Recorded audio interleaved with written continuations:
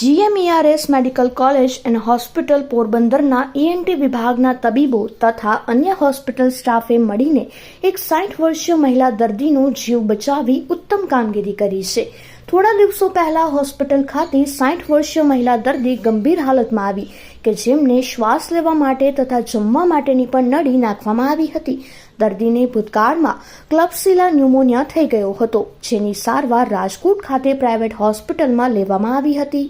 સારવાર દરમિયાન શ્વાસ લેવામાં તકલીફ પડતા ગળામાં કાણું પાડી ટ્રેક્યોસ્ટોમેટી ટ્યુબ નાખી હતી. અત્રે હોસ્પિટલ ખાતે દર્દીને ઇન્ટેન્સિવ કેરની સાથે હાયર એન્ટીબાયોટિક, પ્રોટીન સપ્લિમેન્ટ તથા રેગ્યુલર ટ્રેક્યોસ્ટોમી કેર ENT વિભાગના તબીબો દ્વારા સારવાર આપવામાં આવી. હોસ્પિટલના ફિઝિયોથેરાપી ડોક્ટર ધવલ દ્વારા દર્દીને રેગ્યુલર ફિઝિયોથેરાપી આપવામાં આવી.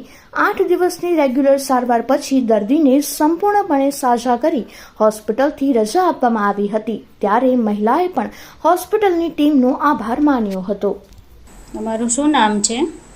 હર્ષાબેન હરજી બલેદા. તમે ENT વિભાગમાં બતાવવા આવ્યા ત્યારે સ્થિતિ કેવી હતી? બહુ નબળી હતી. શું થયેલું હતું? આમ કંઈ બહુ અહીંયા જ નહોતી કહેવાય. હું ખાવું, હું પીવું, અહીંયા આવીને બોલ, ચાલતા આવ્યા હતા કે સ્ટ્રેચરમાં આવ્યા હતા? સ્ટ્રેચરમાં લઈ આવ્યા. હવે દર્દીના સગાને પૂછીએ તો જ્યારે આવ્યા ત્યારે સ્ટ્રેચરમાં લઈ આવ્યા હતા અને એને 3 નળી હતી. યુરિનની નળી, એ ચાલી પણ નહોતા શકતા, ખાઈ પણ નહોતા શકતા, અને કફ કાઢવા માટે એને ENTમાં ગળામાં પણ નળી હતી અને ખવડાવવા માટે નાકમાં પણ એને અનાજની નળી રાખેલી હતી.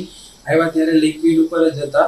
એ પછી દિવ્યા મેડમે કીધું 12 દિવસ પછી એને પાણી આપ્યું અને એ પછી કીધું તમે બધું ખવડાવવાનું. તમે આવ્યા એ પછી ક્યારથી સ્થિતિમાં સુધાર થયો?